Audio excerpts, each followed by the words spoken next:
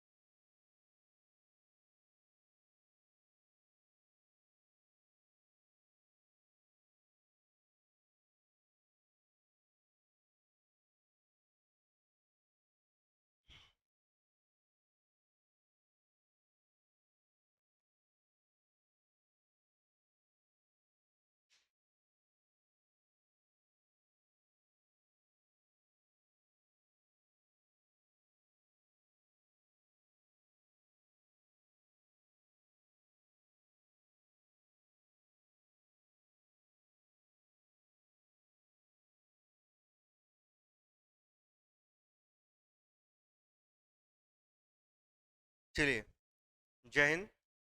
स्वागत है आप सबका एक बार फिर से आज की इस क्लास में। तो देखिए, आज का जो पहला जो क्वेश्चन स्टार्ट होगा वो करंट अफेयर से, मतलब आज की जो क्लासेस स्टार्ट होगी वो करंट अफेयर से होगी। और करंट अफेयर के क्वेश्चन बोर्ड पर हैं।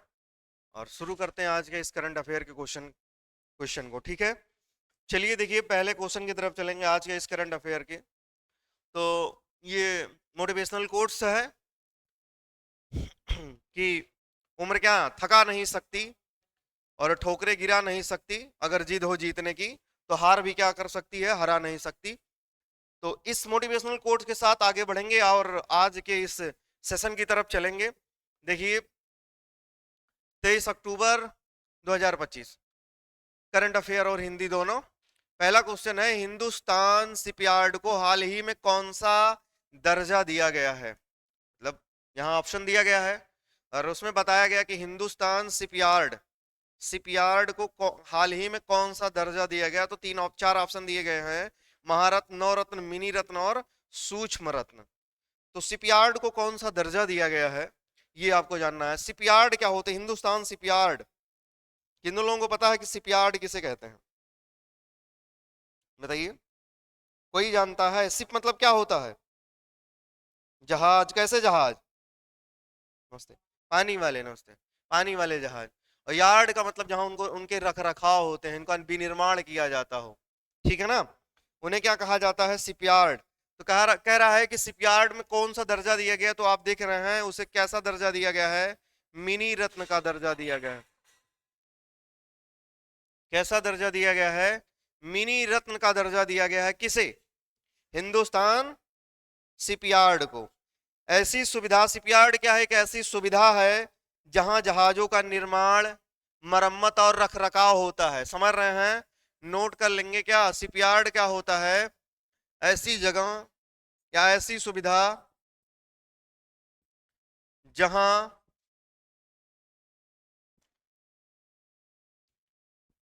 जहाजों का रख रखाव रख रखाव मरम्मत, ठीक है, जहां जहाजों का रख रखाव और क्या होता है, मरम्मत, ठीक, मरम्मत और क्या होता है, निर्माण किया जाए। जहाजों का क्या, रख रखाव, मरम्मत, निर्माण किया जाता है, निर्माण किया जाता है, उसे क्या कहा जाता है, उसे शिपयार्ड कहते हैं। और हिंदुस्तान एक शिपयार्ड है। वो कह रहा है कि उसे कौन सा दर्जा दिया गया है, मिनी रत्न का। मिनी रत्न, नवरत्न, महारत्न, ऐसी कंपनियों को बांटा गया है, उनको कैटेगराइज किया गया है। किसके आधार पर? जब कंपनियां क्या होती हैं, साल में कितना ज्यादा टर्नओवर करती हैं। टर्नओवर का मतलब इनकम, कितना इनकम कमाती हैं, कितना रुपए पैसे का टर्नओवर होता है साल में। उसी आधार पर कंपनियों को कई कैटेगरी में बांटा गया है, जिसमें महारत्न, नवरत्न और मिनी रत्न आता है। तो मिनी रत्न की कंडीशन क्या है कि वह कंपनियां, अच्छा ये सभी कंपनियां सेंट्रल गवर्नमेंट की होती हैं, केंद्र केंद्र सरकार का इनके ऊपर क्या होता है, अधिकार भी होता है, टाई अप होता है। तो इसमें क्या कहा जा रहा है कि वे कंपनियां जो क्या करती हैं, वे कंपनियां जो पिछले 3 साल में लगातार कितना लगातार लाभ कमाया हो, उनको किस किस कैटेगरी में रखा जाता है, मिनी रत्न।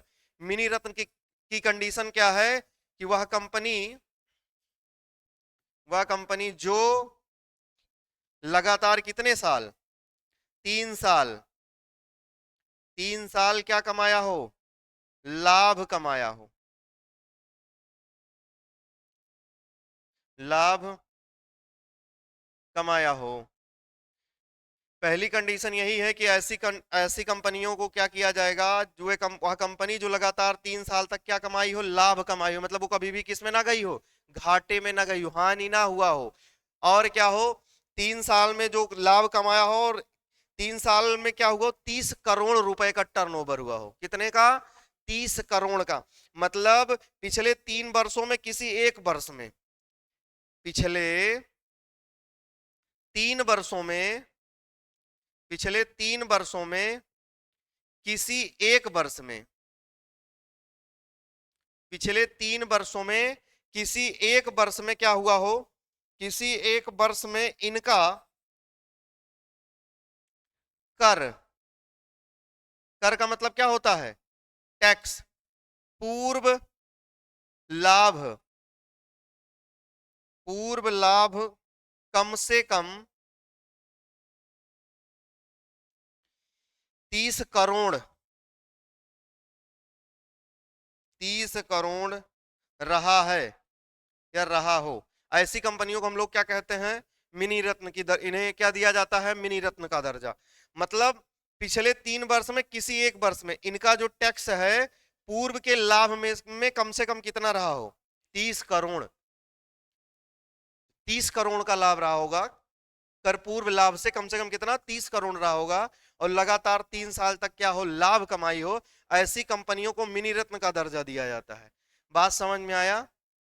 क्वेश्चन था, हिंदुस्तान शिपयार्ड को हाल ही में कौन सा दर्जा दिया गया, तो उसे मिनी रत्न का दर्जा दिया गया। शिपयार्ड किसे कहते हैं ये भी हमने आपको बताया कि ये ऐसी सुविधा है जहां, शिपयार्ड का मतलब क्या है, जहां जहाजों का रखरखाव, मरम्मत और क्या किया जाए, निर्माण कार्य हो, विनिर्माण कार्य हो, उनको क्या कर दिया जाए, उनको बनाया जाए, वहां पर उनको उनको उनका रख रखाव हो, ऐसी जगह को हम लोग कहते हैं शिपयार्ड। शिपयार्ड का मतलब होता है ना, शिप मतलब पानी की जहाज, ठीक है। वो कह रहा मिनी रत्न का दर्जा, तो कई दर्जा होते हैं, किसके आधार पर, उनके इनकम के आधार पर उनको बांटा गया है। इसमें महारत्न आ सकता है, नवरत्न आ सकता है, ठीक है ना, समझ रहे हैं। ये क्वेश्चन आपको समझ में आया। आगे चलें अगले क्वेश्चन की तरफ। शेयर कर दिए भाई क्लास को जी। गुड मॉर्निंग, गुड मॉर्निंग, बहुत बहुत बहुत आभार आप सबका, जुड़े हुए हैं आप लोग, और भी लोगों तक इस क्लास को पहुंचा दीजिए, ठीक है। क्लास में आप लोग जुड़ भी जाइए, जितने लोग नहीं जुड़े हैं। आगे चलें, अगले क्वेश्चन पे चलते हैं। देखिए अगला जो क्वेश्चन है वो है भारत द्वारा, क्वेश्चन समझिएगा, भारत द्वारा अंटार्कटिका में निर्मित किए जाने वाले चौथे अनुसंधान केंद्र का नाम क्या है। पहले आप जानिए अनुसंधान का मतलब क्या होता है। अनुसंधान संस्थान आप पढ़े हैं, जैसे इसरो है, इसरो क्या है, अंतरिक्ष अनुसंधान केंद्र है। अनुसंधान का मतलब रिसर्च सेंटर, समझ रहे हैं। अनुसंधान का मतलब क्या होता है, रिसर्च सेंटर, जहां पर किसी चीज का क्या किया जाता है, रिसर्च। जैसे इसरो में क्या होता है, अंतरिक्ष के बारे में, उसमें क्या किया जाता है, उस पर रिसर्च किया जाता है, खोज की जाती है। वैसे ही क्या है, चौथा अनुसंधान भारत द्वारा अंटार्कटिका में निर्मित किया जाए, उसका नाम क्या है, तो उसका नाम मैत्री सेकंड है। क्या नाम है, मैत्री सेकंड। तो पहले तो ये नोट करेंगे उसका नाम क्या है, मैत्री सेकंड है। उसका नाम क्या है भैया, उसका नाम मैत्री सेकंड है। इसका मतलब इससे पहले मैत्री नाम का कोई और स्थापित हो चुका है वहां। इससे पहले 3 अनुसंधान केंद्र यहां लग चुके हैं, कहा, अंटार्कटिका, अंटार्कटिका में यहां 3 अनुसंधान, 3 रिसर्च सेंटर लग चुके हैं, चौथा लग रहा है, ठीक है। चौथे का नाम क्या है, मैत्री है। और जो ये मैत्री है, ये सौर ऊर्जा एवं पवन ऊर्जा पर आधारित रिसर्च सेंटर है। वहां अगर ऊर्जा की बात करोगे, ऊर्जा का मतलब है एनर्जी चाहिए ना, विद्युत चाहिए वहां, उसके लिए क्या है, यहाँ रिसर्च सेंटर में सौर ऊर्जा है और पवन ऊर्जा, ये 2029 तक काम करेगा। कब तक? 2029 तक ये पूर्ण हो जाएगा, मतलब पूरी तरीके से पूरा हो जाएगा, ठीक ना, पूर्ण होगा। और कैसा रिसर्च सेंटर है यह? सौर एवं पवन ऊर्जा, पवन ऊर्जा पर आधारित है, आधारित रिसर्च सेंटर है ये। ठीक है, बात सबको समझ में आ रही है? अब आपको समझ में मतलब ये क्या है? रिसर्च सेंटर है। अंटार्कटिका में चौथा ये रिसर्च सेंटर है, अनुसंधान केंद्र है, जिसका नाम मैत्री सेकंड है। इससे पहले कितने? 3। इससे पहले कितने? 3 लग चुके हैं। इसकी घोषणा कब हुई है? तो भाई 2025 में इसकी क्या की गई है? घोषणा की गई है।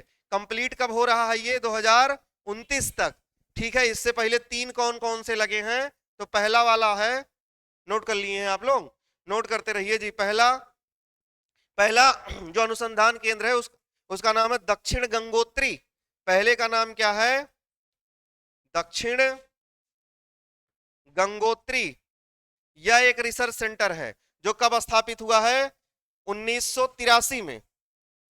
1983 में इसकी स्थापना की गई थी और 1990 में यह बंद भी हो गया। 83 में स्थापना हुई, इसकी स्थापना कब हुई? 1983 में स्थापना, तथा 1990 में बंद हो गया। लेकिन 1990 में बंद हुआ, लेकिन जानना तो है ना आपको, दूसरे का नाम है मैत्री। दूसरे का नाम है क्या? मैत्री। अभी देखिए मैत्री सेकंड स्थापित हो रहा है 25 में, और इससे पहले मैत्री नाम का एक क्या है? स्थापित किया जा चुका है। कब ये हुआ? इसकी स्थापना 1989 में। इसकी स्थापना कब हुई थी? स्थापना 1989 में इसकी स्थापना हुई थी। और तीसरा जो है, हाँ इससे पहले 3 है ना, तीसरे का नाम है भारती। तीसरे का नाम क्या है? भारती अनुसंधान केंद्र। इसकी स्थापना हुई थी 2012 में। इसकी स्थापना कब हुई थी? इसकी स्थापना 2012 में।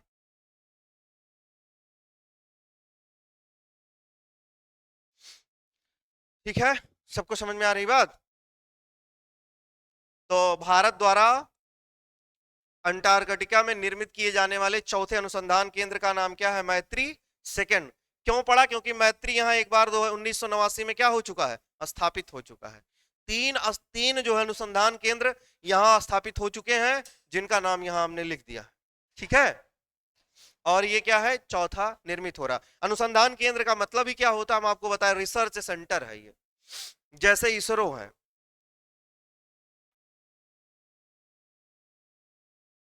ठीक,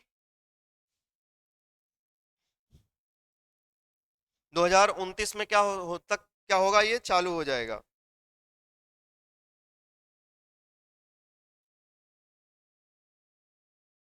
हाँ, कितना रुपया लग रहा है इसे बनाने में? 2000 करोड़ रुपए लग रहे हैं इसको निर्मित करने में। ठीक है भैया, आगे चलें।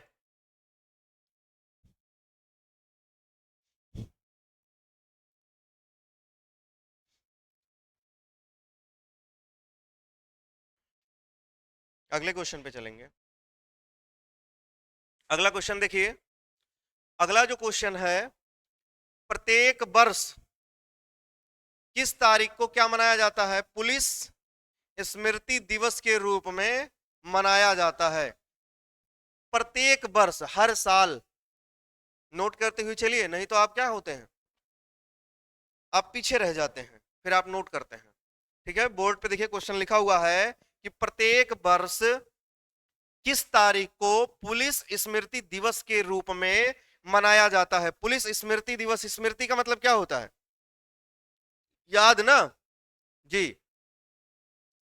Memorial day, police memorial day every year. Which date is celebrate as a police memorial day every day? प्रत्येक वर्ष किस तारीख को पुलिस स्मृति दिवस के रूप में मनाया जाता है? वो तारीख क्या है भाई? 21 अक्टूबर। प्रत्येक 21 अक्टूबर को क्या मनाया जाता है? पुलिस स्मृति दिवस क्यों मनाया जाता है?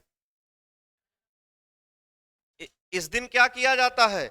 इस दिन उन बहादुर पुलिस कर्मियों को याद किया जाता है, उन्हें सम्मानित किया जाता है जिन्होंने अपना जीवन क्या कर दिया है, जिन्होंने अपना जीवन कर्तव्य पालन में लगा दिया है, ठीक है ना, अपने कर्तव्यों का निर्वहन करते हुए लगा दिया है और शहीद हो गए हैं। तो ऐसे और कुछ शहीद हुए हैं, जैसे मान लीजिए कोई शहीद हो गया है, प्लस जिन्होंने ऐसा अच्छा काम किया उन्हें सम्मानित कर दिया जाता है। ठीक है, तो पुलिस स्मृति दिवस कब मनाया जाता है? 21 अक्टूबर को। इसका उद्देश्य क्या है मनाने का, तो आप लिख लीजिए, अगर आपको लिखना है उद्देश्य क्या है, तो इस दिन क्या किया जाता है, आप लिखेंगे इस दिन उन बहादुर पुलिसकर्मियों को इस दिन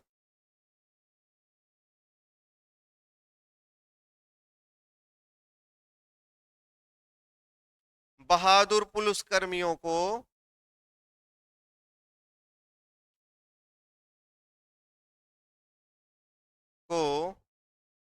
सम्मानित एवं को सम्मानित और याद किया जाता है, को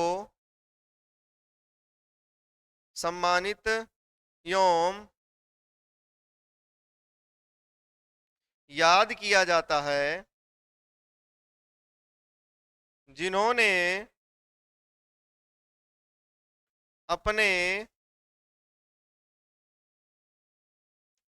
कर्तव्य जिन्होंने अपने कर्तव्यों कर्तव्य पालन में जिन्होंने अपने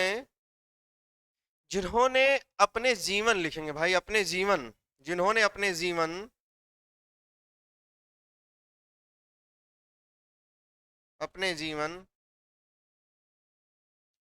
कर्तव्य पालन में लगा दिया है, जिन्होंने अपना जीवन किस में लगा दिया है, कर्तव्य के पालन में लगा दिया है। कर्तव्य पालन का मतलब क्या होता है भाई? जो काम आपको दिया जाए उसको आप उस काम को आप कीजिए, उसे ही हम क्या कहेंगे, कर्तव्य पालन। उसमें उन्होंने लगा दिया, ऐसे पुलिसकर्मियों को क्या किया जाता है, याद किया जाता है। कितने तारीख को? 21 अक्टूबर को। अगला क्वेश्चन है 11वां भारत अंतरराष्ट्रीय विज्ञान महोत्सव। अंतरराष्ट्रीय क्या है, विज्ञान महोत्सव कब मनाया जाएगा? तो तिथि क्या है, 6 से 19 दिसंबर 2025। 6 से 19 दिसंबर 2025 को क्या किया जाएगा, मनाया जाएगा। यह विज्ञान, नवाचार और क्या, अनुसंधान को बढ़ावा देने वाला देश का सबसे बड़ा विज्ञान महोत्सव है, जो कहां आयोजित होगा, जो आयोजित होगा कहां पर, चंडीगढ़ में। जो कहां होगा, चंडीगढ़ में। ये कहां होगा भाई, चंडीगढ़ में।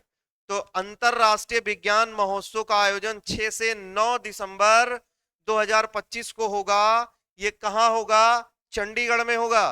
क्यों मनाया जाता है, इसका उद्देश्य क्या है अंतरराष्ट्रीय विज्ञान महोत्सव मनाने का? तो अंतरराष्ट्रीय विज्ञान महोत्सव मनाने का, इससे नवाचार, नवाचार का मतलब नया, और अनुसंधान मतलब रिसर्च को बढ़ावा देने वाला देश का सबसे बड़ा विज्ञान अनुसंधान है। युवाओं के अंदर क्या होती है, इससे प्रेरणा मिलती है, ठीक है, नई सोच पैदा होती है। क्या करने से, विज्ञान महोत्सव के आयोजन से, विज्ञान महोत्सव के आयोजन से। बात समझ पा रहे हैं? कहां होगा, चंडीगढ़। चंडीगढ़ क्या है, किसकी राजधानी है? चंडीगढ़ दो राज्य की क्या है, दो राज्य की राजधानी है। और स्वयं चंडीगढ़ की राजधानी क्या है, चंडीगढ़ है। दो राज्य कौन कौन से हैं, पंजाब और हरियाणा। पंजाब और हरियाणा, यहां की राजधानी क्या है, इन सब की राजधानी क्या है, चंडीगढ़। और स्वयं चंडीगढ़ की राजधानी क्या है, चंडीगढ़। चंडीगढ़ एक केंद्र शासित है, है ना, एक केंद्र शासित प्रदेश भी है। तो चंडीगढ़ के बारे में जानिए, यहीं पर आयोजित होने जा रहा है क्या, 11वां अंतरराष्ट्रीय विज्ञान महोत्सव 2025। आगे चले। हम्म। जी ठीक है भाई। इसका उद्देश्य क्या है तो हम आपको बता चुके हैं, भारत की उपलब्धियों का जश्न मनाना। अगर भारत की उपलब्धियों का जश्न मनाना, सार्वजनिक भागीदारी को बढ़ावा देना, युवाओं में वैज्ञानिक सोच पैदा करना, जिज्ञासा जगाना युवाओं के अंदर। ठीक है, विज्ञान से ही तो क्या होती है, जिज्ञासा पैदा होती है। किसी भी किसी भी व्यक्ति के अंदर क्या, जब जिज्ञासा पैदा होगी तो वहीं से क्या होता है, खोज होता है। किसी भी चीज की क्या होता है भाई, खोज हो जाती है, रिसर्च हो जाता है। ठीक, आगे चलें क्लास।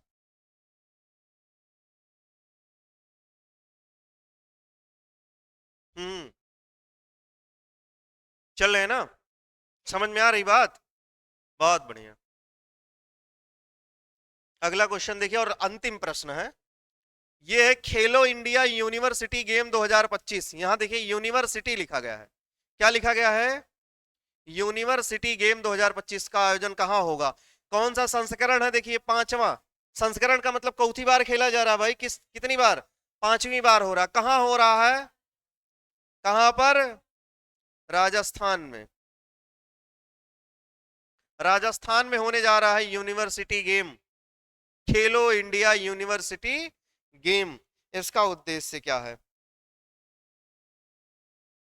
क्या होता है, इसको आयोजित करने का कोई उद्देश्य होगा, क्यों किया जाता होगा, ये आपके दिमाग में प्रश्न आ रहा है कि नहीं, बताइए भाई, दिमाग में बात आ रही है कि नहीं, क्यों ऐसा हो रहा है, खेल को बढ़ावा देने के लिए, बहुत बढ़िया। खेल को क्या करने के लिए, भारत में खेल संस्कृति को बढ़ावा देने के लिए। दूसरी सबसे बड़ी क्या, विश्वविद्यालय स्तर के एथलीटों की पहचान करने के लिए। नहीं समझ पाए, कुछ ऐसे खिलाड़ी होते हैं जो विश्वविद्यालय स्तर पे अच्छा खेलते हैं, तो भविष्य में उन्हें क्या किया जाएगा, उनकी पहचान होगी, किसके लिए, आगे इंडिया को रिप्रेजेंट करने के लिए, भारत की तरफ से खेलने के लिए उनकी पहचान होगी। भाई वैसे कैसे पता चलेगा कि विश्वविद्यालय में अच्छे अच्छे खिलाड़ी हैं, तो जब खेलो इंडिया यूनिवर्सिटी गेम होगा, कई विश्वविद्यालयों को आपस में क्या किया जाएगा, खिलाया जाएगा, तो उसमें से जो अच्छे खिलाड़ी होंगे वो बाहर निकलेंगे, उनकी प्रतिभा निकलेगी, तो फिर उन्हें पहचान किया जाएगा, फिर उनके उनके ऊपर क्या किया जाएगा, वर्क किया जाएगा, काम किया जाएगा, फिर उन्हें क्या किया जाएगा, भारत की तरफ से खेलने के लिए तैयार किया जाएगा। तो इसीलिए क्या होगा, खेलो इंडिया यूनिवर्सिटी गेम 2025 का आयोजन किया जा रहा। इसका उद्देश्य क्या है, उद्देश्य लिख लेंगे भाई, आपने अभी बताया मौर्य, क्या करने के लिए, खेलों को बढ़ावा देने के लिए। तो आप लिखेंगे भारत में खेल संस्कृति को बढ़ावा देना, भारत में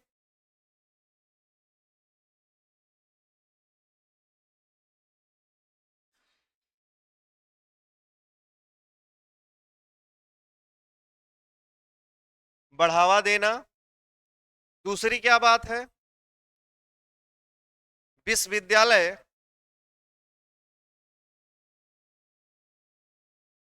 स्तर विश्वविद्यालय स्तर के खिलाड़ियों, विश्वविद्यालय स्तर के एथलीटों की पहचान करना, विश्वविद्यालय स्तर के एथलीटों की क्या करना, की पहचान करना। किसका किसका उद्देश्य है, खेलो इंडिया यूनिवर्सिटी गेम 5वीं बार कहां हो रहा है, राजस्थान। ठीक, इतनी बात सबको समझ में आ गई। तो आज का ये करंट अफेयर का क्वेश्चन यही समाप्त होता है। हम पढ़ रहे हैं क्या, हिंदी पढ़ना है हमको ना, हिंदी पढ़ना है। हिंदी कहाँ पढ़, हिंदी नहीं पढ़ना है, हिंदी पढ़ना है ना।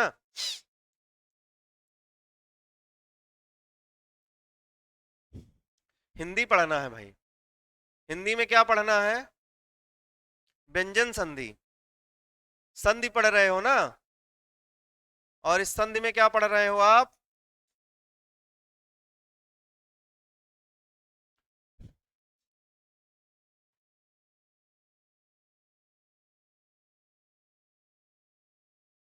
व्यंजन संधि। और आप इसमें कई कई नियम पढ़ चुके हैं। क्यों? कुछ बातचीत होगी भाई? कुछ कुछ। अब 3-4 दिनों की छुट्टी थी तो सब भूल गए। कैसे काम चलेगा? पढ़ना है ना, आपको पहले भी बताए हैं। देखो, सबको सब कुछ नहीं मिलता है, और आपको मिल रहा है पढ़ने के लिए तो आप मेहनत कर लीजिए। कई ऐसे लोग हैं जिनको ये भी नसीब नहीं है। तो बताइए, कहाँ तक पढ़े हैं? क्या पढ़े हैं? कुछ बताएंगे तभी तो हमको पता चलेगा कि टॉपिक क्या चल रहा था।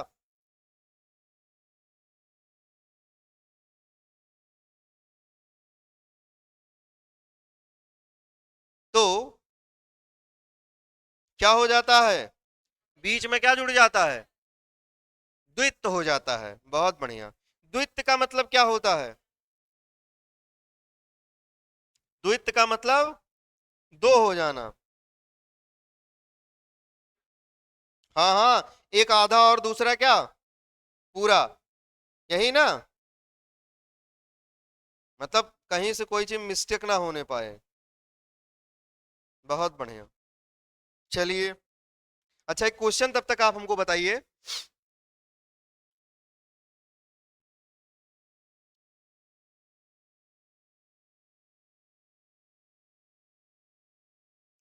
दैत्यारी, इसमें संधि कौन सी है? संधि और इसका क्या? विच्छेद। ये दोनों तब तक आप बताइए। दैत्यारी।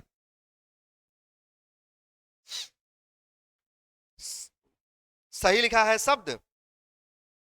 दैत्य आर्य सही लिखा है? हम्म।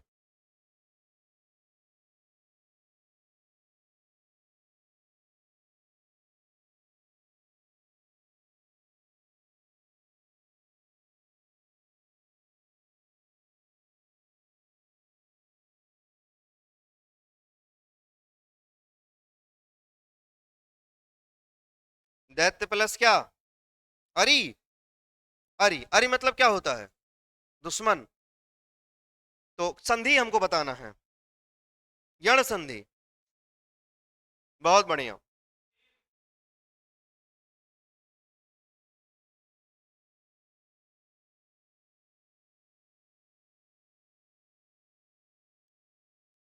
क्या होगा भाई? संधि कौन सी? यण या दीर्घ? आप या से पहले कुछ आधा देख रहे हैं? आपको यही लग रहा है कि क्या है? तोड़िए जरा। दैत्य प्लस क्या? अरि। अरि होता कि आरी होता है? अरि होता है। अब यहां देखिए, या पे आप हल लगाएंगे, बाहर क्या आएगा? छोटा। और छोटा के बाद क्या आएगा? छोटा। और रा पे बड़ी की मात्रा, यहाँ एक और मात्रा होगी दैत्यार्य, तब सही होगा। ठीक है ना? हाँ। अब ये दोनों देखो मिल करके क्या बनाएंगे? ये दोनों मिल के क्या बना लेंगे? बड़ा। और इस बड़ा की क्या होती है? एक मात्रा होती है। यही मात्रा यहाँ पे लग जाएगी तो कैसे होगा? दैत्य आर्य। दैत्यारी। अब संधि कैसी हो गई? जब दो बार आ और आ समान वर्ण मिल रहे हैं तो देखिए, दो आ मिलकर के एक बड़ा आ बना रहे, मतलब क्या है? दीर्घ संधि है, ना कि यण संधि। आप या से पहले कुछ आधा देख करके आप क्या लगा रहे हैं? यण। तो ऐसा नहीं है। नियम जानिए, यहां या पे क्या हो रहा? दो मात्रा भी है, इसीलिए क्या होगा? दैत्य आर्य। संधि कैसी है? दीर्घ। ये किसका एग्जाम्पल है? स्वर संधि का। अभी आप यहां क्या पढ़ रहे हैं? व्यंजन संधि। ठीक है। देखिए, लास्ट नियम है किसका? व्यंजन का। नोट करिए। व्यंजन संधि का लास्ट नियम। अच्छा, आप तल्लीन पढ़ चुके हैं, उज्जवल पढ़ चुके हैं ना इससे पहले? तल्लीन कैसे बना है? तल्लीन कैसे बना था भाई? तत् प्लस लीन ना, यही तो नियम पढ़े होंगे आप उस दिन। ता के बाद क्या आया है? ला आया है, इसीलिए क्या होगा? आधा ता बन जाएगा। ता किस में बदल जाएगा? ला में, आधे ला में। ऐसे ही आप पढ़े हैं क्या? उज्जवल पढ़े थे, उत प्लस ज्वल, ये ता किस में बदल गया? जा में, यही ना, यही तो पढ़े हैं, बताएं जरा। ये पढ़ चुके हैं ना जी। आगे नोट करेंगे नियम जो भी होगा। लिखिए, यदि ता वर्ण के बाद, ता वर्ण के बाद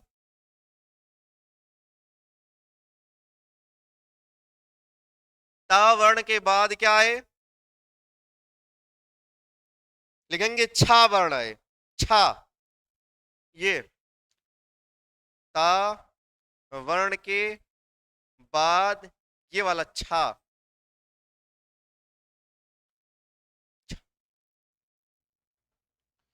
वर्ण आए तो ता वर्ण दा में,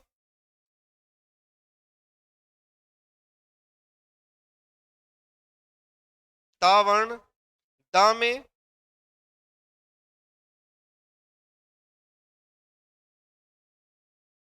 माफी चाहते हैं, छा नहीं हा आए। ये क्या आए? हा आए, हा, हा वर्ण आए। ता के बाद हा आए तो ता किसमें? ता वर्ण दा में ना, दा में, तथा हा वर्ण, हा वर्ण धा में बदल जाता है, धा में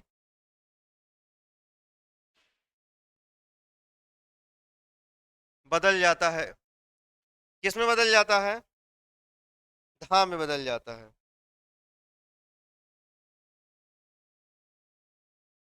चलिए, जैसे लिखिए उद्धार, जैसे क्या? उद्धार,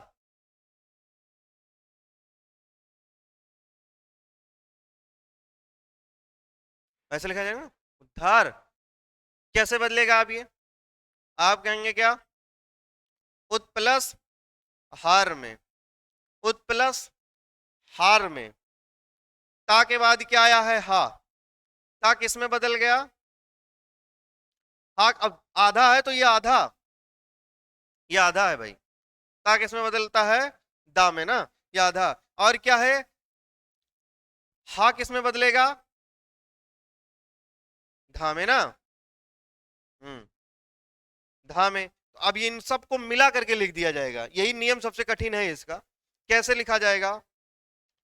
दा तो पूरा है, आप ऐसे लिखेंगे ना, दा का आप कहेंगे पूरा है, लेकिन इसमें क्या लगा है? यहाँ धा, उसके बाद क्या लिखा जाता है? रा, तो क्या बन गया? उद धार। समझ पा रहे हैं? मतलब ता के बाद में क्या आएगा? यदि हा है तो ता किस में बदल जाता है? दा। और हा किस में बदल जाता है? धा में। अगला नियम, नहीं, आधा धा में नहीं बदलता। यहां था पूरा है, लेकिन दा क्या है? आधा है। कैसे लिखा आप जानती हैं? ऐसे लिखा है इसी में, लेकिन यहां आकर के क्या मिल रहा है? दा।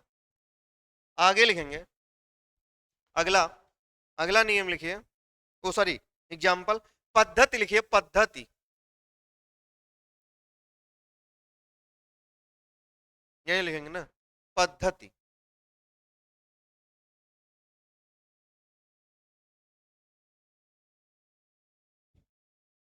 क्या होगा? पद प्लस हति, पद प्लस हति।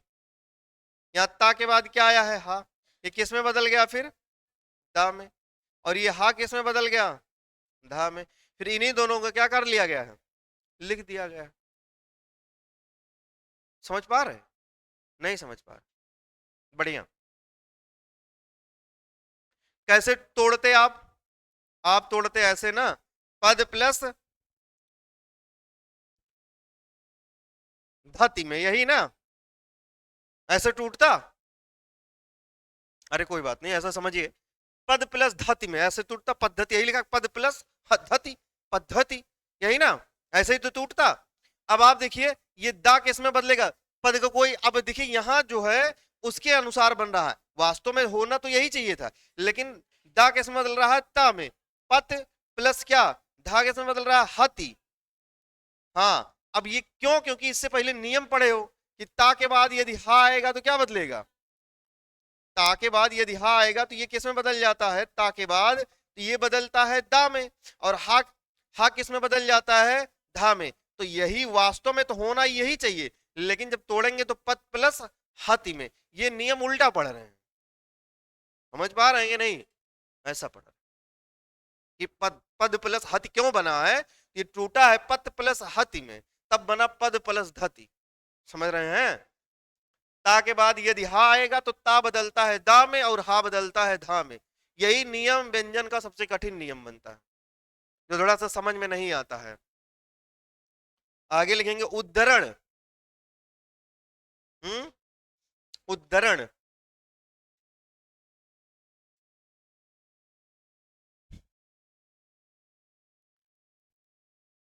आप तोड़ेंगे कैसे, उत प्लस हरण में, यही ना, अभी आपको समझ में आ रहा होगा, उत प्लस हरण में, ता के बाद क्या आ गया है, हा, यही ना, तो ता किस में बदल जाएगा, दा में, और ये हा किस में बदल जाएगा, धा में। जो जैसा है उसको वैसे क्या कर दिया जा रहा, लिख दिया जा रहा, जो जैसा है उसको वैसे लिख दिया जा रहा, दाधा है दुधा पूरा है, इनको मिला करके क्या लिख दिया जा रहा, उद्धरण। कुछ समझ में आ रहा है बात? आ गया ना? व्यंजन संधि खत्म, अभी क्या पढ़ना है, विसर्ग संधि। क्या पढ़ना है, विसर्ग संधि।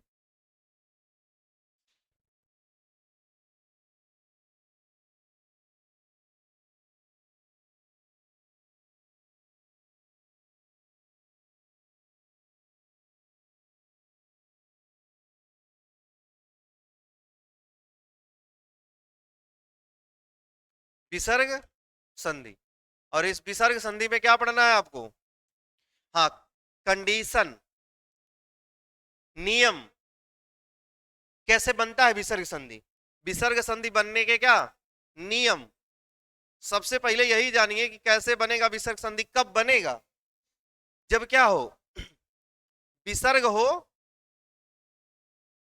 और यहां क्या आए, स्वर आए, तब भी किसका निर्माण होगा, विसर्ग संधि का। ऐसा ही तो है भाई, बताएं, पहला पहला पद हो, उसमें क्या आए, अगर विसर्ग आए, और दूसरे वाला क्या हो, स्वर हो, तब क्या बनेगा, विसर्ग। यदि पहला क्या बने, यहां फिर भी विसर्ग आए, पहले वर्ण, और यहां क्या है, व्यंजन वर्ण, तब भी किसका निर्माण होगा, यही कंडीशन किसकी है, विसर्ग की। अरे यहां स्वर पहले भी आ सकता है, और यहां क्या है, विसर्ग आए ना, लेकिन ऐसा होता नहीं है, हाँ, ये ऐसा होगा नहीं, यही क्या बनेगा, इसकी कंडीशन बनती है किसकी, विसर्ग संधि के बनने का क्या है, नियम। समझ पा रहे हैं, बोले भाई, अगर नियम समझ में आया तो पहला नियम लिखेंगे, नियम पहला किसके, विसर्ग संधि के, नियम पहला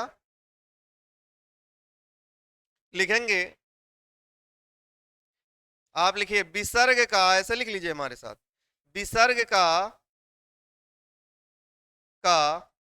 विसर्ग में परिवर्तन, विसर्ग का विसर्ग में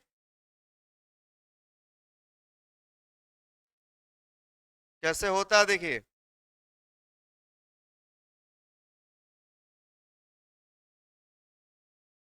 जैसे, यही आप समझिए,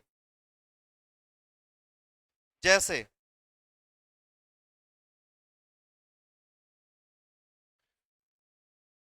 प्रातः काल, प्रातः काल।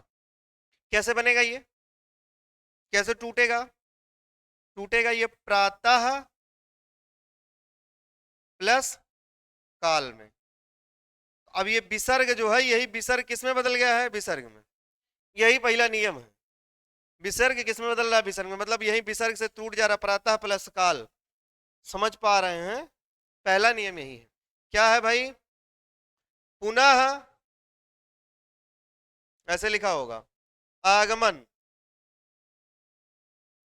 कैसे टूटेगा ये? वही विसर्ग से, पुनः प्लस, ये बहुत आसान है, समझ रहे हैं ना? तो ये विसर्ग किस में बदल गया? विसर्ग में। तो यही कोई बहुत बड़ी बात इसमें नहीं है, लेकिन जानना आपको क्या है? जानना है कि पुनः प्लस आगमन, प्रातः प्लस काल, अंतः प्लस कर्ण। अंतः कर्ण, जैसे देखिए ऐसे लिखा होगा, अंतः कर्ण। कैसे टूट जाएगा? अंतः प्लस क्या? कर्ण।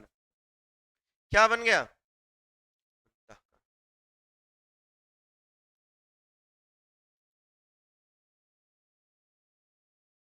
समझ पा रहे हैं?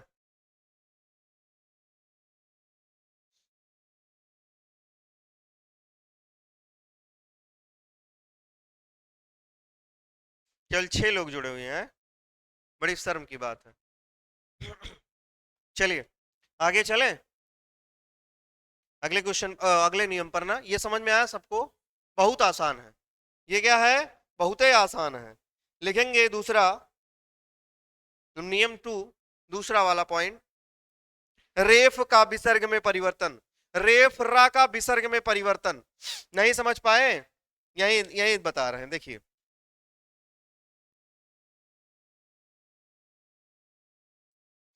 किसका? दूसरा नियम है रेफ रा। रेफ रा कैसे होता है? ऐसे ना, ये समझ पा रहे हो ना? का, हाँ हाँ, का किस में परिवर्तन? विसर्ग में परिवर्तन।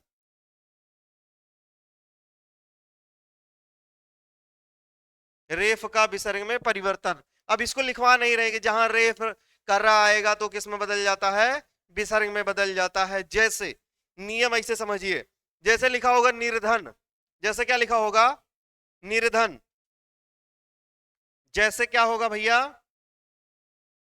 जैसे यही देखो, जैसे लिखा होगा निर्धन। कैसे बनेगा ये? निह प्लस धन। तो क्या बना है? तो ये वाला रा किस में बदल गया है? समझ पा रहे हैं? और एग्जांपल लिखेंगे, निर्विरोध लिखा होता है, निर्विरोध। निर्विरोध का मतलब क्या होता है? जिसका विरोध ना हो। हाँ, मतलब उस जिसका विपक्ष का मतलब वही विरोध, उसको कोई विरोध करने वाला ना हो, वही क्या है? निर्विरोध। कैसे होगा भाई? निह प्लस विरोध। रा किस में बदल गया? समझ पा रहे हैं? यहां पर भी देखिए, रा किस में बदल गया है? विसर्ग में। तो भाई रेफ वाले रा का निर्माण किस में, वो सॉरी, किस में बदल रहा है? लिखेंगे निर्गत। आप तोड़ के बताइए, निर्गत। निह प्लस गत। लिखेंगे आप अंतर्गत। आप ये नी से ही ना समझिएगा, क्या? अंतर्गत। आप कहेंगे अंतः प्लस गत। निर्वाचन, निह प्लस वाचन। ऐसे टूट रहा कि नहीं? समझ पा रहे हैं कि नहीं? निर्मम, यही देखिए, निर्मम। निह प्लस मम। मम का मतलब क्या होता है? ममता, जिसके अंदर कोई ममता ना हो, निर्मम। कहते नहीं, निर्मम हत्या कर दी। कैसी हत्या? निर्मम।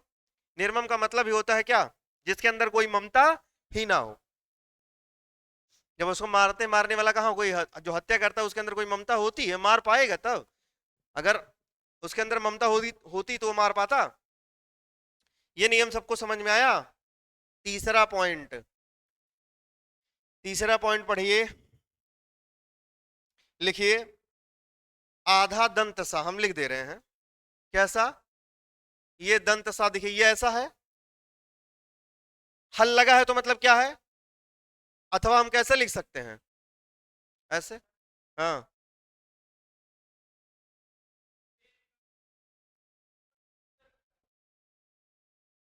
आप, आपका फोन आ गया था ना, है ना? हाँ। हम्म।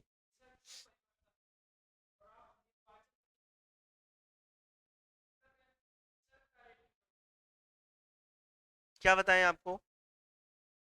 आप लोगों को क्या पढ़ाए हैं? रेफ रा का क्या होगा? विसर्ग में परिवर्तन। वही क्या हो रहा है? बदल रहा भैया, नहीं समझ पाए? जो रेफ वाला रा लगा वही बदल जा रहा है, किसमें? विसर्ग में। ये देख रहे हैं? सा को दो रूप में लिख सकते हैं ना? खड़ी पाई को हटा दीजिए, तब भी सा आधा है। या सा के नीचे क्या लगा लीजिए? हल, तब भी सा। का विसर्ग में परिवर्तन, ये भी किस में बदल जाता है? विसर्ग में। नियम हम आपको कुछ नहीं बता रहे हैं, केवल ऐसे लिख दे रहे हैं और आपको ऐसे एग्जाम्पल देके बता दे रहे हैं कि ये किस में बदल जाता है? विसर्ग में। जहां आधा सा होता है वो कैसे बदल जाता है? विसर्ग में। जैसे कोई एग्जाम्पल बताइए। निसंदेह, ना यही यही आप बता रहे हैं। नमस्ते, बिल्कुल, नमस्ते। आपने कहा कि हम बता रहे हैं, एग्जाम्पल है क्या भाई? नमस्ते। कैसे टूटेगा ये? नमः प्लस्ते, यही बन गया क्या? नमस्ते। जो बीच में क्या जुड़ा है, दंत सा, वो भी कैसा है? हल, हल लगा हुआ आधा है, वही किसमें बदल जा रहा है? विसर्ग में। समझ पा रहे हैं? नमस्ते। निस्तारण,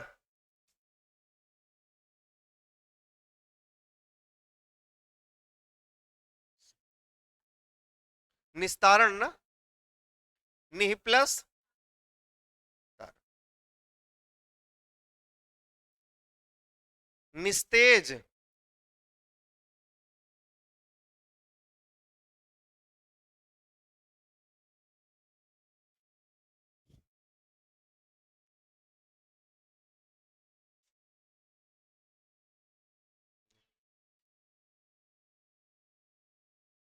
नहीं। हमको क्या चाहिए भाई? हाँ, पुरस्कार में हो जाएगा कि नहीं? निस्तेज का, नमस्ते का, निस्तारण का, इन सब का हो जाएगा। नेक्स्ट वाला लिखेंगे, चौथा। इसे कैसा सा बोलते हैं? तालव्य सा। या ऐसे लिख लेंगे या ऐसे लिख लेंगे। का किसमें परिवर्तन? इसका विसर्ग में परिवर्तन।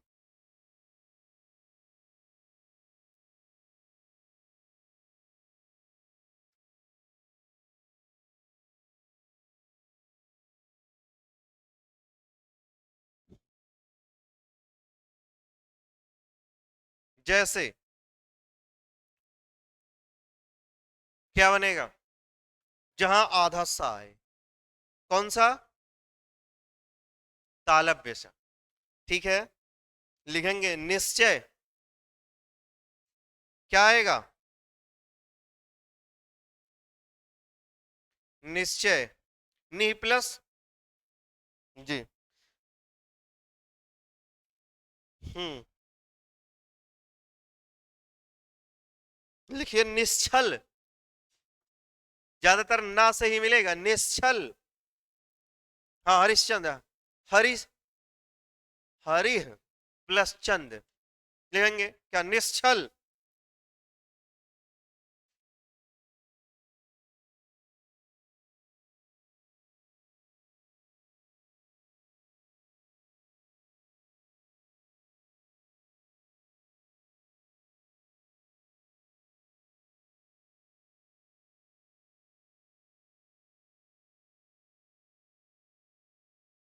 ये हो रहा कि नहीं, समझ पा रहे हैं?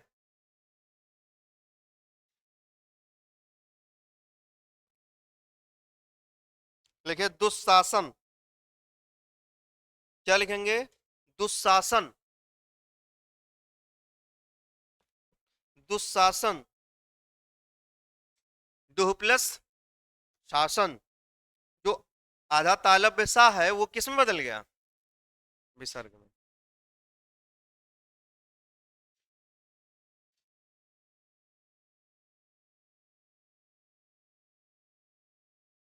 ऐसे ही दुश्चरित्र बनेगा, दुह प्लस चरित्र। नेक्स्ट लिखेंगे, तालब्य सा हो गया तो फिर क्या बचा, मूर्धन्य सा लिखेंगे। मूर्धन्य सा का किसमें परिवर्तन, विसर्ग में।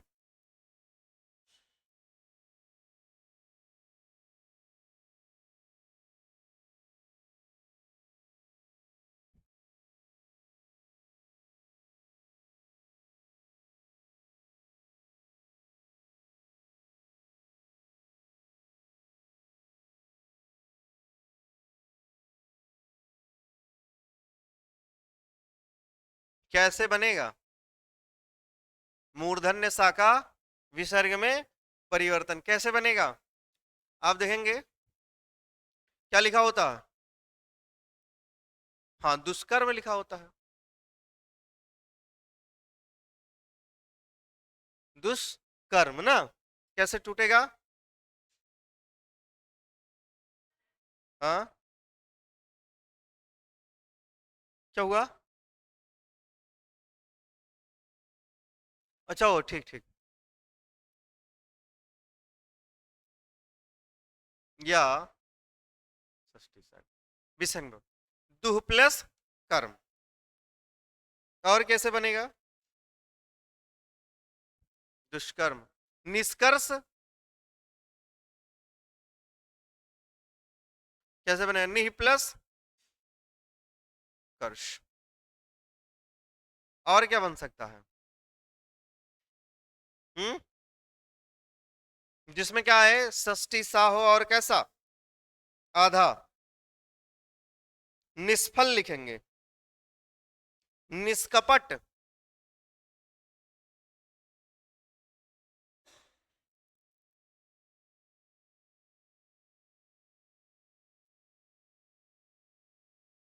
निष्फल,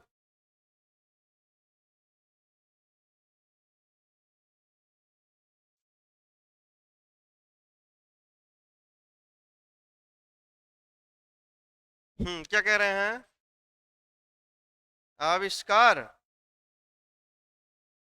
अभी प्लस क्या, कार,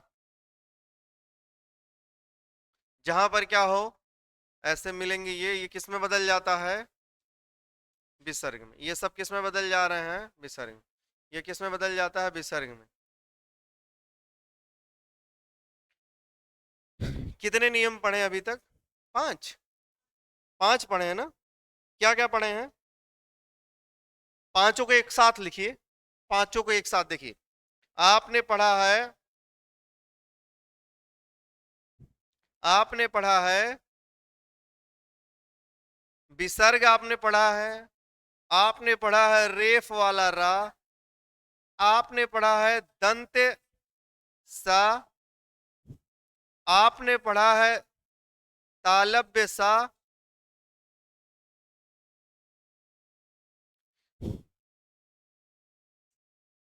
आपने पढ़ा है मूर्धन्य सा। इन सब का एक साथ क्या हुआ है, परिवर्तन हुआ है। किसमें परिवर्तन हो गया है,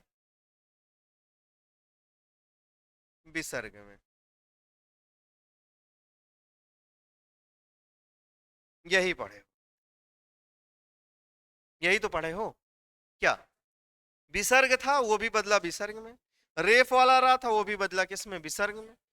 दंत सा था ये भी बदला विसर्ग में, तालब्य सा था ये भी बदला विसर्ग में, मूर्धन्य सा था ये भी बदला किसमें। बात समझ पा रहे हैं। नेक्स्ट आगे चले, ये नोट करना है कर सकते हैं, अन्यथा की स्थिति में आप नोट किए। सभी को मिला करके एक जगह लिख दिया गया है, सबको मिला करके एक जगह लिख दिया गया है। ठीक है भैया, आगे चलते हैं। हाँ लिख लीजिए, नोट कर लीजिए, ठीक है।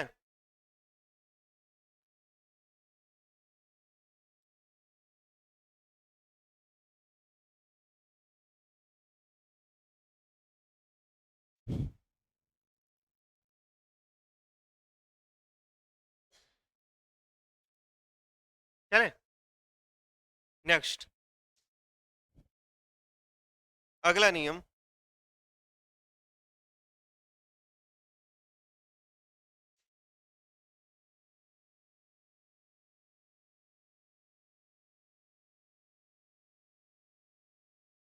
लिखेंगे मनः, क्या लिखा गया है, मना। मा और ना के बीच क्या लिखा, पीछे क्या लगाया गया है, विसर्ग। क्या पढ़ते हैं, मनः का ओ में परिवर्तन, का ओ में परिवर्तन,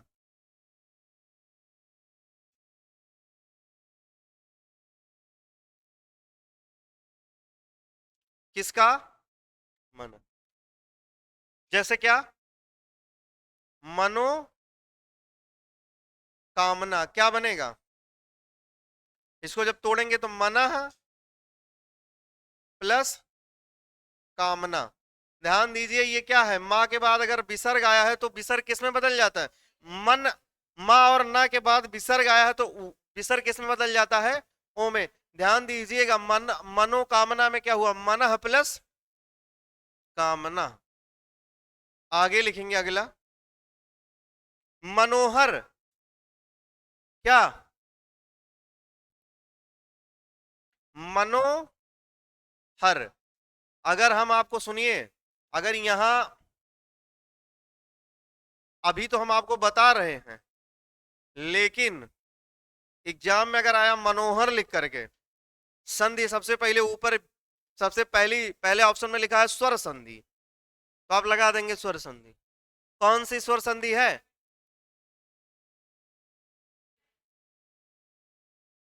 गुण संधि ना। आप कहेंगे सिंगल डंडी गुण संधि, गुण संधि का नियम क्या है बताइए जरा, गुण संधि का नियम क्या है, जब क्या, अरे भाई ओ कब बनेगा, जब आ के बाद, आ या बड़ा आ के बाद में क्या आए, ऊ या बड़ा ऊ आए, किसका निर्माण होता है, ओ का। यही तो होता है। आप कैसे लाएंगे यहां, मनु प्लस क्या, उहर, या मन प्लस उहर, यही ना। तो माँ होगा, अन्ना पे आप हल लगाएंगे, बाहर आएगा आ के साथ में क्या, ऊ प्लस हर। ये दोनों मिलके क्या बनाएंगे, ओ।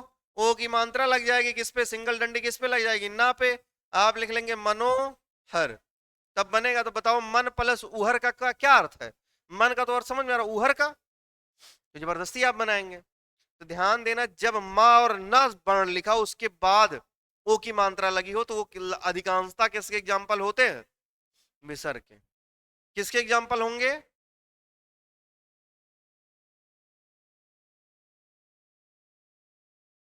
विसर्ग के। तो मनोहर कैसे टूटेगा, मनः प्लस हर। मनोविज्ञान कैसे टूटेगा, मनः,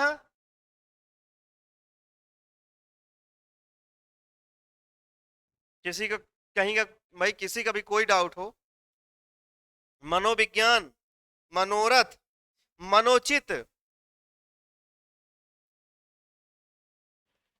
मनोचित,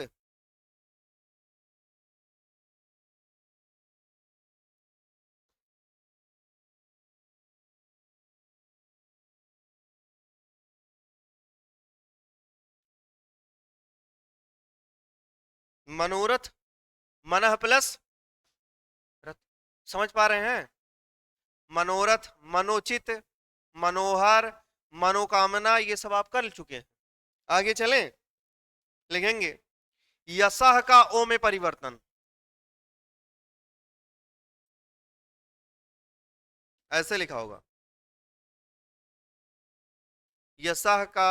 हाँ बताइए, रुक जाइए। यशः का ओ में परिवर्तन।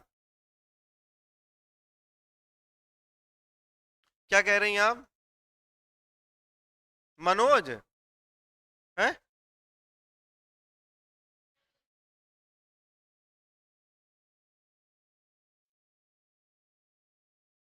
यही क्या?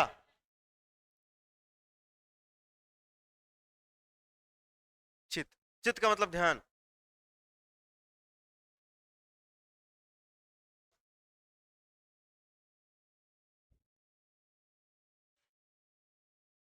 हाँ, अब आप संधि बना रही हैं। हाँ गुड़, मन प्लस उचित। हाँ, नहीं बनेगा। मनोज हमको लगा आप करें, माना प्लस जा, जन्म लेना, जा मतलब। यशः का किसमें परिवर्तन? ओ में। कैसे भाई? इसके बाद क्या आया हो, या और शाह के बाद ओ में बदल जाता है। जैसे यशोदा, क्या है? यशोदा कैसे बनेगा? यशः प्लस दा। आप कहेंगे गलत। दा मतलब देने वाली, यशा मतलब प्रसिद्धि, प्रसिद्धि देने वाली ही क्या है? यशोदा, अर्थात यशोदा मैया, भगवान श्री कृष्ण की मां का नाम। तो यशः प्लस दा होगा। ठीक है, समझ में आ रहा है बात कि नहीं? ऐसे बनेगा यशोधरा, यशः प्लस धरा।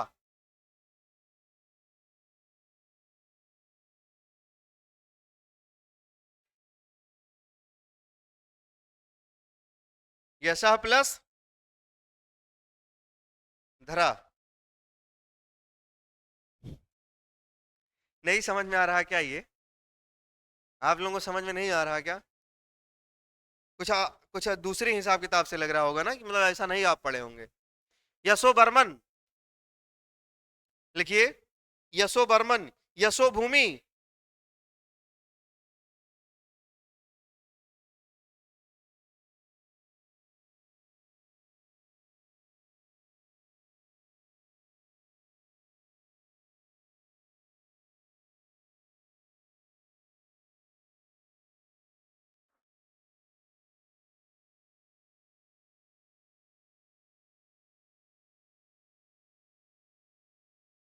समझ रहे हैं?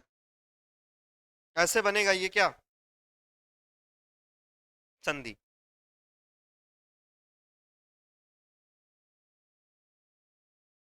यशोमती, यशः प्लस मति। आगे लिखेंगे तपह का वो में परिवर्तन। किसका? तपह का।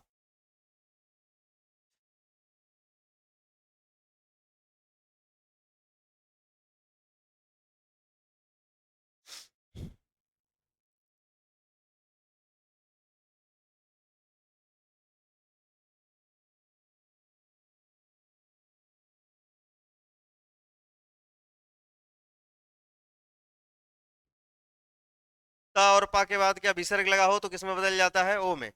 जैसे तपोवन, तपोबल,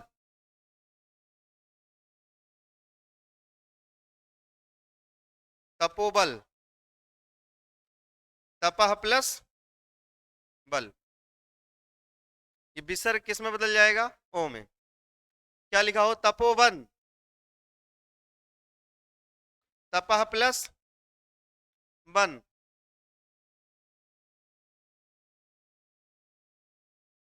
समझ पा रहे हैं? ऐसा मिलेगा एग्जाम्पल आपको। तपोभूमि, तपोभूमि,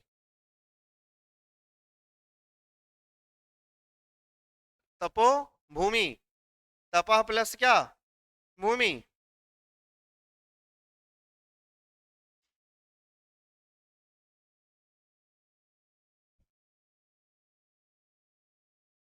किससे?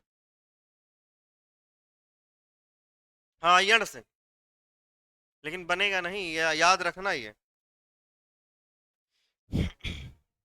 हाँ, यशः तपः मनः। अभी हम बता देंगे, एक और है अधा। लिखेंगे अधा। अधा का ओ में परिवर्तन। यही चार हैं। अधा का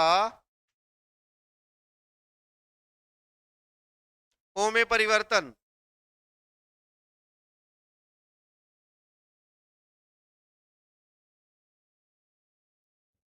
कैसे बनेगा?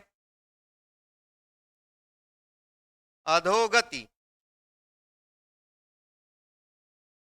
अधा प्लस गति। अधागति। अधोगति।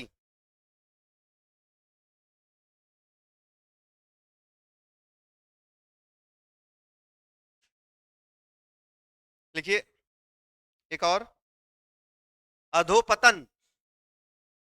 अधोपतन।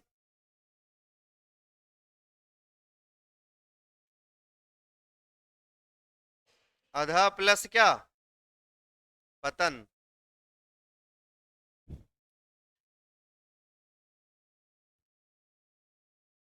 अधोलिखित। अधा प्लस क्या? लिखित। एक साथ सभी नियम को लिख लेंगे। एक साथ कैसे लिखेंगे? चारों पढ़े हैं आप क्या? चारों एक साथ आप पढ़े हैं। मनः, यशः, तपः और अधा। सबका परिवर्तन किसमें हो रहा है? एक वर्ण में हो रहा है। उस वर्ण का नाम क्या है?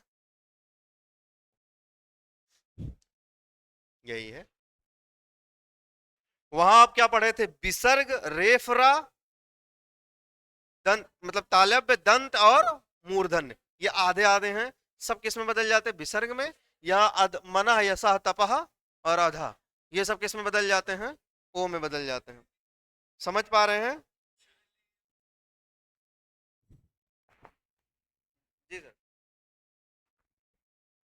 हम्म? कभी नहीं। ठीक। समझ गए भैया? ये सबको समझ में आई बात?